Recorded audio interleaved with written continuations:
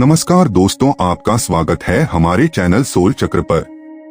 आज का यह वीडियो समर्पित है हमारे चैनल के सब्सक्राइबर कर्ण यादव जी को। आपकी जन्मतिथि 28 जुलाई 2003, जन्म समय सुबह 6 बजे और जन्म स्थान मैरी, जिला झांसी है। यह उनकी जन्म कुंडली का विशेष ज्योतिषीय विश्लेषण है, जिसमें हम जानेंगे कि उनके जीवन में ग्रहों की कैसी स्थिति है, कौन से योग उनके जीवन को विशेष बनाते हैं और किस दिशा में उनके कदम उन्हें सफलता की ओर ले जा सकते हैं। यह एक सम्मान है कि हम उनके जीवन की ऊर्जा को समझने का प्रयास कर रहे हैं। आइए शुरू करते हैं यह ज्योतिषीय यात्रा। कर्ण यादव जी, आपकी कुंडली में कर्क लग्न है। यह लग्न बहुत भावुक, संवेदनशील और पारिवारिक मूल्यों को प्राथमिकता देने वाली मानी जाती है। आपकी सोच में गहराई होती है और आप दूसरों की भावनाओं को बहुत जल्दी समझ लेते हैं। लग्न में सूर्य, गुरु और शुक्र तीनों ग्रह बैठे हुए हैं। सूर्य लग्न में होने से आप में आत्मविश्वास की कमी नहीं रहती। आप स्वाभाविक रूप से लीडरशिप क्वालिटी रखते हैं और लोग आपकी बातों को महत्व देते हैं। हालांकि कभी कभी आत्माभिमान अधिक हो सकता है, इसलिए विनम्रता बनाए रखना जरूरी है।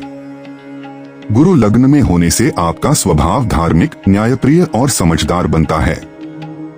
आप ज्ञान के क्षेत्र में अच्छे होते हैं और लोगों को सही सलाह देने की क्षमता रखते हैं। यह स्थान आपके भाग्य और जीवन की दिशा को भी सकारात्मक बनाता है। शुक्र भी लग्न में होने से आपका स्वभाव आकर्षक और सौम्य रहता है। आप कला, सुंदरता और रिश्तों को महत्व देने वाले व्यक्ति हैं।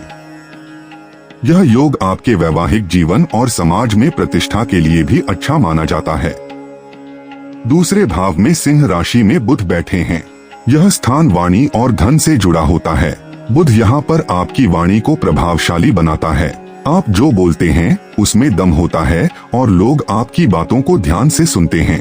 साथ ही यह आपके व्यापारिक कौशल को भी दर्शाता है। पांचवें भाव में वृश्चिक राशि में केतु विराजमान है।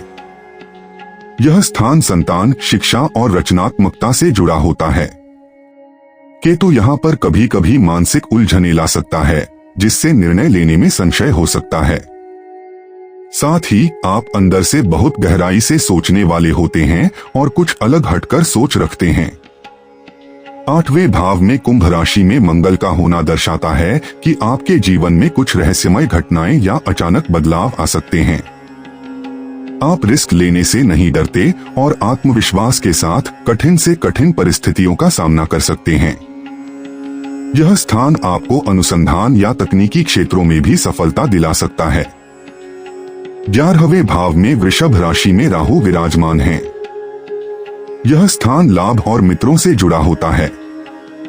राहु यहाँ पर कभी कभी अधिक लालच या असंतोष की भावना ला सकता है, लेकिन साथ ही यह अचानक लाभ और बड़े स्तर पर लोगों से जुड़ाव का भी योग बनाता है।